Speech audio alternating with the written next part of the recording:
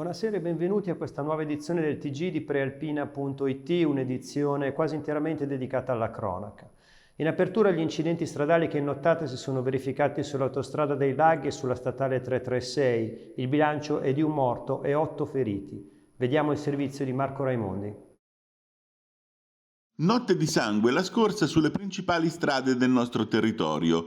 L'incidente più grave è avvenuto sulla 336 in direzione Malpensa, fra Mesero e Cuggiono. Un uomo di 61 anni ha perso la vita in un incidente fra due auto avvenuto intorno alle 2:30. I soccorritori arrivati sul posto con ambulanze dell'Isoccorso non hanno potuto fare nulla per lui, mentre hanno trasportato all'ospedale di Legnano con vari traumi ma non in pericolo di vita l'altra persona coinvolta, un uomo di 27 anni. Incidente stradale fra varie auto invece sulla 8 in direzione di Milano, a pochi metri dal bivio per la 9, poco prima di mezzanotte. Purtroppo 7 le persone rimaste ferite, fra cui una bambina di 8 anni e un ragazzino di 12. Uno dei feriti è stato portato con l'elisoccorso in condizioni gravi all'ospedale Niguarda di Milano. Da una prima ricostruzione le vetture coinvolte sono state 4. Nessuno è rimasto incastrato tra le lamiere, ma 2 persone sono scese dalle rispettive auto e investite da chi sopraggiungeva. L'autostrada è stata chiusa in direzione Milano, mentre sul posto intervenivano vigili del fuoco e polizia autostradale. Va detto che sul punto dell'incidente iniziava il cantiere per i lavori di adeguamento dell'autostrada. Gli operai in particolare stavano spostando le barriere di cemento per modificare la forma del tracciato. Prima dell'incidente chi era stato fortunato se l'era cavata con una coda di circa 1,5 km e aveva perso più o meno 3/4 d'ora. Poi, dopo l'incidente, la chiusura. Restiamo nel sud della provincia con un aggiornamento della guerra della droga che gli spacciatori stanno combattendo nei boschi di Uboldo. Ieri sera si sono verificati altri 2 feriti. Vediamo il servizio di Roberto Banfi con immagini dell'agenzia Blitz. Paratoria nei boschi fra Uboldo, Cerro Maggiore e Rescaldina. È successo ieri sera quando, attorno alle 19, dalle aree verdi è comparso lungo la provinciale 25 un ragazzo che chiedeva aiuto. Sono accorsi i carabinieri di Saronno e Legnano, ambulanza, auto infermieristica ed è stato fatto arrivare anche l'elisoccorso. Il giovane è stato trasportato con l'elicottero all'ospedale Niguarda di Milano, con ferite da arma da fuoco ma non in gravi condizioni. Un'ora dopo, nuovo intervento di carabinieri e ambulanze ancora da quelle parti, per soccorrere un 38enne, anche lui con ferite da arma da fuoco ed anche lui non in pericolo di vita. È stato trasportato all'ospedale di Legnano. Ora i carabinieri stanno cercando di ricostruire l'accaduto in una zona di spaccio di droga e già teatro di simili episodi.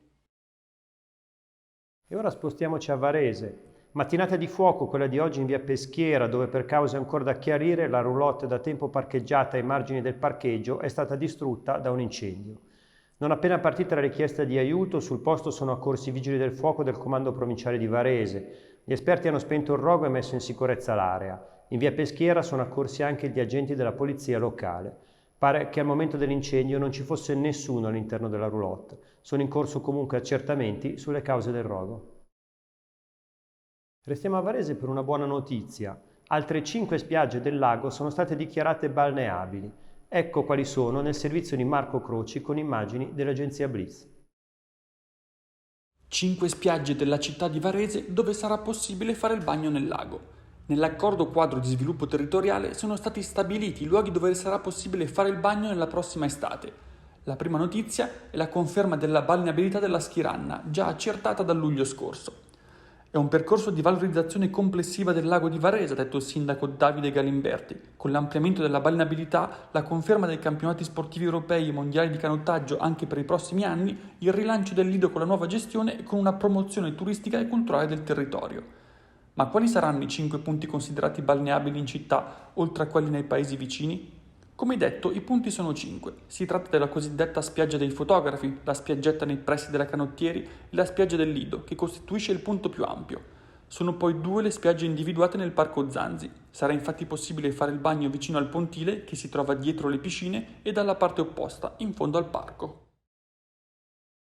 E ora andiamo ad Arcisate, dove il paese si prepara questa sera ad accogliere una manifestazione particolare.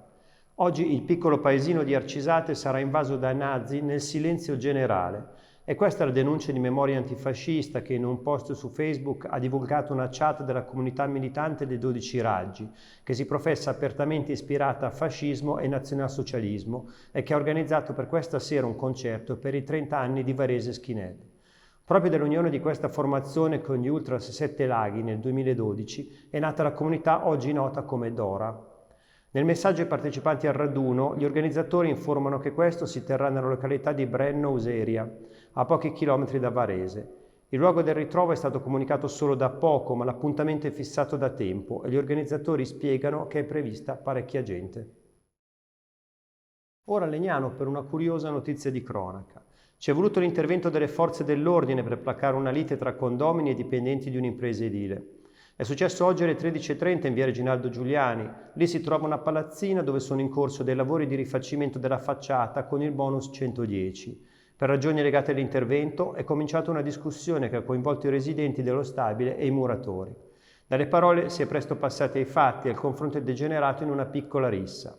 3 persone tra i 28 e i 48 anni sono rimaste ferite, fortunatamente non in modo grave. A chiudere lo sport, o meglio il basket. Oggi al palazzetto di Masnagua, davanti a 3.500 spettatori, si è svolta la finalissima della Varese School Cup. Vediamo il servizio di Giuseppe Sciascia con immagini dell'agenzia Blitz. Masnagua si è riempita di nuovo, per l'ultima volta nella stagione 2022-23, anche con l'Oppeggio Mettis in versione spettatrice e non protagonista. Oltre 3.000 spettatori al Lino Oldrini sono intervenuti questa mattina, sabato 6 maggio, per l'atto conclusivo della Varese School Cup, il torneo scolastico per gli istituti superiori di Varese e provincia, che nell'edizione inaugurale lanciata dal Basket Siamo Noi e Giovanni Todisco ha davvero rotto gli argini dell'entusiasmo. Un calore incredibile in tribuna con un tifo da partita di Serie A per il derby della finalissima tra il Liceo Scientifico Ferraris e l'Itet Casula d'Averio. Il successo finale è stato per i ragazzi con in campo Edoardo Bottelli e Uelun Zhao contro i compagni della Serie B di Varese Basketball Griffata Campus, Assui, Veronesi e Tapparo. 38 punti per Bottelli, votato MVP e appena un'incollatura davanti a Zhao, ma davvero il torneo scolastico, applaudito anche da Matt Brasi, Markel Brown e Nino Johnson con Varese in partenza per Bologna, dove domani domenica 7 maggio concluderà la stagione 2022-23 sul parquet. È davvero stato un grande successo. 10 scuole con l'edizione inaugurale di una manifestazione che ha coinvolto non soltanto i giocatori sul campo, ma anche tanti altri aspetti in tribuna, le dance crew premiate dalla coreografa Rachele Tarantino e gli uffici stampa e comunicazione con il premio di Prealpina assegnato al Liceo Ferraris. Davvero un grande successo e il prossimo anno si va a puntare a 24 partecipanti. E sempre per restare al basket, domani ultima giornata di campionato per la pallacanestro Varese che affronterà il Bologna. Vediamo il servizio di Giuseppe Sciascia con immagini dell'agenzia Blitz. L'Oppeggio Mettis prepara un congedo sul campo alla stagione 2022-23 a ranghi ridottissimi. La truppa di Matt Brasi giocherà domani, domenica 7 maggio, sul campo della Virtus Bologna, l'ultima gara del suo campionato.